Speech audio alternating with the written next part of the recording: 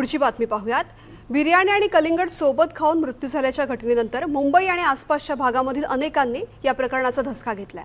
त्यामुळे कलिंगडाला असलेली मागणी कमी झाली आहे। वाशीतील एफसीएमसी मधील कलिंगड विक्री निम्म्यावरती आलेली आहे, तर युद्धामुळे कलिंगडाची आखाती देशामध्ये होणारी निर्यात सुद्धा बंद झाली आहे। परिणामी कलिंगड मोठ्या प्रमाणात स्थानिक बाजारात दाखल होऊन सुद्धा त्याची मागणी मात्र कमी झाली आहे। या संदर्भातला आढावा घेतलाय आमच्या प्रतिनिधी जुई जाधव यांनी।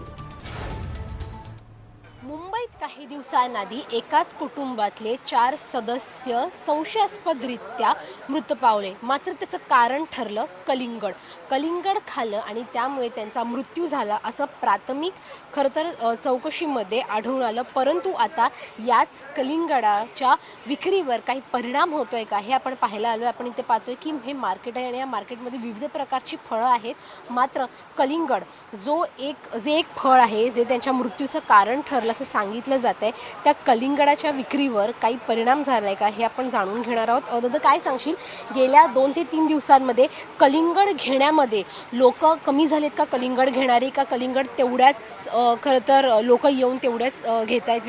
तुझी विक्री होते कलिंगडाची? लोक कमी झाली आहेत का? पण भाव काही कमी जास्त झाले गेल्या 3-4 दिवसांमध्ये कलिंगडाचा? तरी काय भाव आहे? 150 रुपये, अजिबात 100-150 रुपये। हां पण लोक येत आहेत घ्यायला, कलिंगड घ्यायला? हां येत आहेत। पूर्ण मार्केटमध्ये येत आहेत घ्यायला? काही असं झालंय कलिंगडाची विक्री कमी झाली आहे तुमच्या मेन मार्केटमधून जिथून कलिंगड येतं तिथून कलिंगड कमी झालं, असं काही घटना घडली आहे का? नाही, आहे तेच चालू आहे।